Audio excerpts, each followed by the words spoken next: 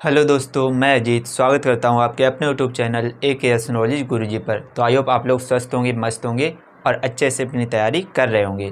तो आज मैं आपको कराऊंगा, ये प्रश्नावली 3A है। इसके जितने भी क्वेश्चंस हैं इस वीडियो में सारे हो जाएंगे। इससे पहले के जितने भी क्वेश्चंस हैं उसकी वीडियो मैंने अपलोड कर रखी हैं। तो यहाँ पर आई बटन पर एक लिंक आ रहा होगा, यहाँ पर जाकर आप सारे क्वेश्चन की वीडियो देख सकते हैं। ठीक है। इसमें मैं शुरू कर रहा हूँ 13वां क्वेश्चन। इसमें लिखा है हल कीजिए। दो समीकरण दिए गए।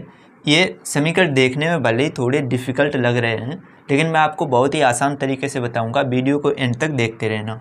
सबसे पहले जो पहला समीकरण दिया गया इसको लिखेंगे x माइनस वाई बराबर a² minus AB plus B²। इसको कह देंगे समीकरण 1।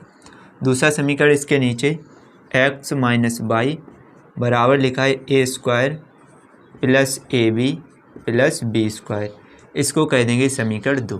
ठीक है। अब यहाँ पर देखिए, सॉरी यहाँ पर प्लस है।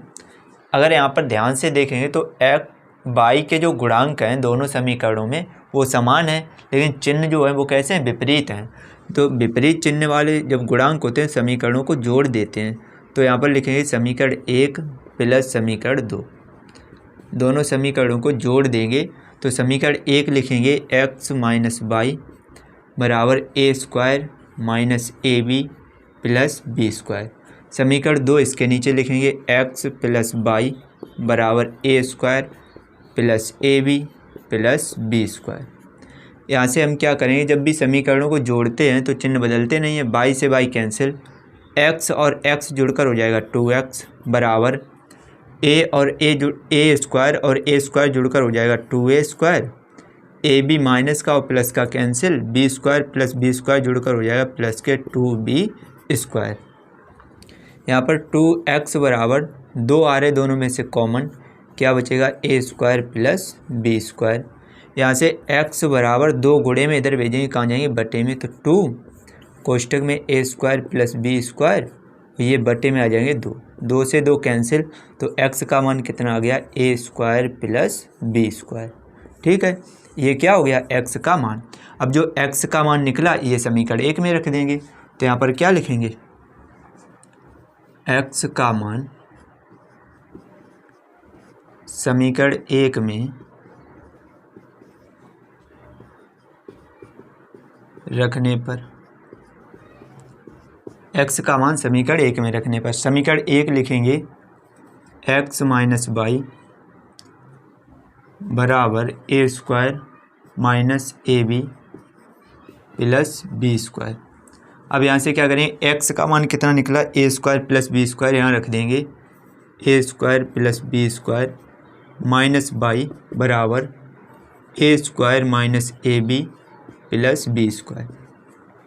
a² प्लस B² ये दोनों प्लस के बराबर के दूसरी तरफ भेजेंगे तो किसके हो जाएंगे, माइनस के। तो इधर जो लिखा है a² minus AB plus B², उसको ऐसे ही रहने देंगे। प्लस का a² उधर भेजेंगे माइनस का a², प्लस का B² उधर भेजेंगे माइनस का B²। प्लस a² से minus a² cancel, plus B² से माइनस B² कैंसिल, इधर माइनस वाई बराबर उधर क्या बचा, माइनस AB। माइनस से माइनस कैंसिल, वाई का मान कितना आ गया, AB। तो ये हो गया वाई का मान और ये हो गया x का मान, ये वाई का मान। ये दोनों आंसर हो गए। तो आई होप आपको ये क्वेश्चन अच्छे से क्लियर हो गया होगा। चलिए इसके बाद जो नेक्स्ट क्वेश्चन उसको देखते हैं। तो नेक्स्ट क्वेश्चन नंबर ये 14वां दिया गया। इसमें भी वही लिखा है हल कीजिए। दो समीकरण दिए गए। तो हम क्या करेंगे, पहले वाले समीकरण को लिखेंगे 2x प्लस 3y बराबर 18, कहने के समीकरण 1। और दूसरा जो लिखा है 4x प्लस 6y बराबर 17, कहने के समीकरण 2। यहाँ पर हम क्या कर रहे हैं, x के गुणांक बराबर करेंगे। तो यहाँ पर x का गुणांक कितना है, 4, यहाँ पर है 2। अगर हम 2 में 2 का गुणा कर देंगे तो 2 दूनी 4 हो जाएगा। तो समीकरण 1 में गुणा करेंगे, समीकरण 1 में गुणा करेंगे 2 से और घटा देंगे समीकरण 2 को, क्योंकि दोनों के चिन्ह कैसे हैं, समान है। ठीक है। अब यहाँ पर समीकरण 1 में हम 2 से गुणा करेंगे तो हो जाएगा 2 दूनी 4x प्लस 2 3 6y बराबर 18 दूनी कितने हो जाएंगे, 36। और यहाँ पर समीकरण 2 इसके नीचे लिख लेंगे 4x + 6y बराबर 17। घटाएंगे तो ये माइनस ये भी माइनस, 4x से 4x कैंसिल, 6y से 6y कैंसिल, इधर कितना बच गया 0 और बराबर उधर कितना बचेगा 16 में से 7 गया 9, 19। क्या कभी 0 के बराबर 19 हो सकते हैं? कभी नहीं हो सकते।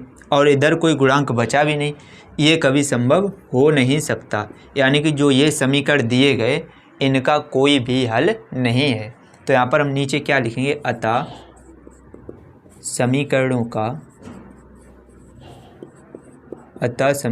का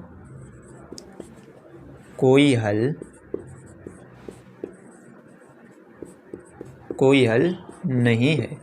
इस तरीके की स्थिति जब भी आए कि दोनों ही एक्स वाई आपस में कैंसिल हो जाए, तो यहाँ पर हमेशा यही लिखा जाता है कि समीकरणों का कोई हल नहीं है।